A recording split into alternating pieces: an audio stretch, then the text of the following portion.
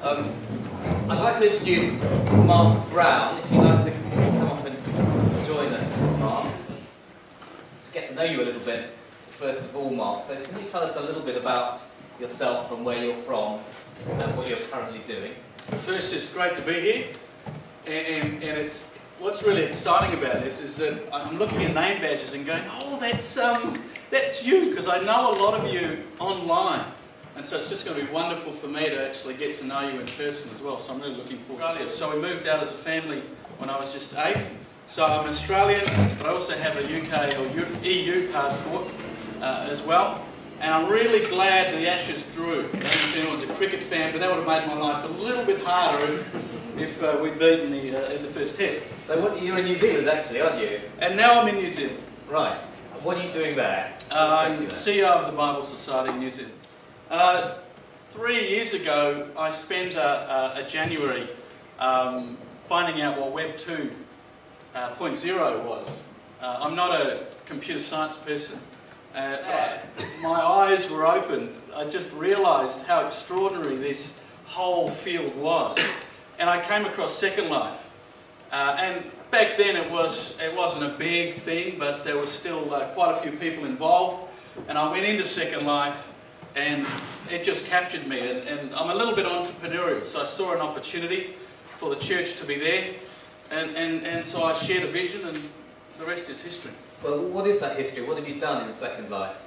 I shared a vision of, I planted a church, and I had the idea, because my research had shown that postmoderns loved technology, but also they were really captivated by the kind of traditional church stuff, so Lectio Divina. A lot of the practices of the Middle Ages were kind of gaining ascendancy. So I had this wild idea that why don't I not just plant a church, but plant a cathedral? And something really grand, something quite extraordinary, and hopefully tomorrow you'll get to see it. And the idea being behind that was that we combine the two, technology and that kind of medieval stuff. And also I wanted to stand out. I wanted it to be an unusual, and it has done that, something that kind of captures people's imagination. I also was going to talk a little bit more after tea break about Anglicans in Second Life and what's come out of all that work. Tell me a bit about the rest of your digital life, outside of Second Life. How does it work for you? Well, 2 months ago I retired from the Anglican Cathedral Ministry. I built up a leadership team. That leadership team from all around the world, I was confident that it had got a life of its own, and I could step away and look at other things. And most recently I've been heavily experimenting with Facebook, Twitter, and looking at again how we can engage. And really, 3 years ago when I did that research on Web 2.0, I walked to the cutting edge, and I haven't left it. And I feel quite passionate about that, of wanting to just see where things are going and how they're shaping. Fundamentally, because I believe the church has a place, and I'm sure you all agree with that. The church should be part of that conversation of forming culture, of being right at the forefront of that, and not arguing about whether we should have data projectors in church. It just blows my mind that there are still parishes worrying about little things like that.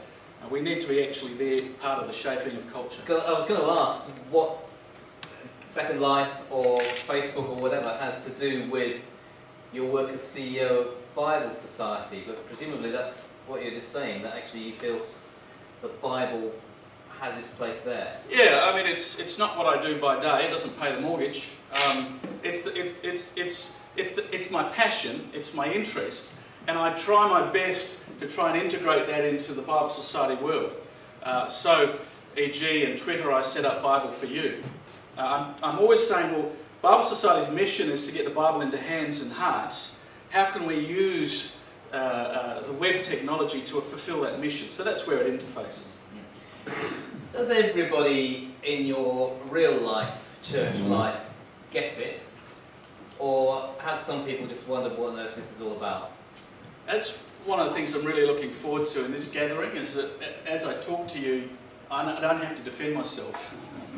I'm sure you're all used to it. But when you talk about this vision of iChurch or eChurch or whatever ministry you're involved in, it's very common. I mean, I've had some really vicious responses, people who dismiss you, who will walk away from you, who will say that you're in a fantasy world, you're playing games, this isn't real. All of those, I'm very used to it. And therefore, for many years now, I'm able to respond, I think, graciously, but in a way, I see that as part of my role, and I'm sure you do too, of saying, actually, this is a reality, this is real, there are things happening here. My common line is, there's a real heart behind the pixels. And that's something that we all believe, I'm sure. So it is very common to get that. People look at you askance, like you're just slightly mad. I'm very used to that. Now, there is an element of what we're doing here that I hope will feed back into real-life church, but I don't think it would be true to say that the top of our agenda here in Durham is to try to somehow convert the real-life church into understanding the digital world. I think we've got kind of agendas enough within the digital world that we're exploring. And I wanted to ask you, if you had to pick out some of the sort of key issues that you would like us to explore over the next couple of days, and we'll record them as a starting point for our agenda, what issues would you pick out? Well, the first thing to say, what you've just said, is all of the activities that we do online are complementary to the real life experience. Although I think the day may come where that will be challenged. I don't think we're there, that's probably a decade away. But there is now starting to be some thinking done around the notion of whether the virtual world, the online world, whether it is and of itself significant and not needing to be seen as a complementary and adjunct to a real life experience. And that's really, that's science fiction territory. But I think 10 years from now there might be something. So the three issues, just bringing out, the first issue and the most significant issue, to state the obvious, is the world is changing. The world is fundamental. There's a dramatic shift going on at the moment in the world, driven, of course, by the internet. And there's a need for organisational leaders and decision makers within the church to understand what that means. And it's not something that you appoint one person who 0.3 of their role is to consider it. Which is what happened, by and large, is what's happening now.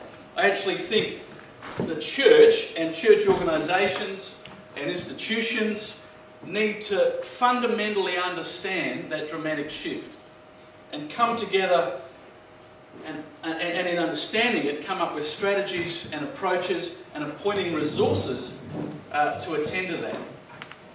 So that's the second issue. So there is a kind of communication, education task back into the real life church. I think there is. Yeah, I would argue there is. And it's not about, well, what are you saying, Mark, we need a website or we need a Twitter account. Yeah. No, it's much more than that.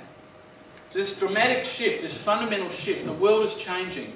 It's changing the way we communicate. It's changing the way we relate. It's changing how we understand church. It's changing how we do fundraising. Everything is up for grabs.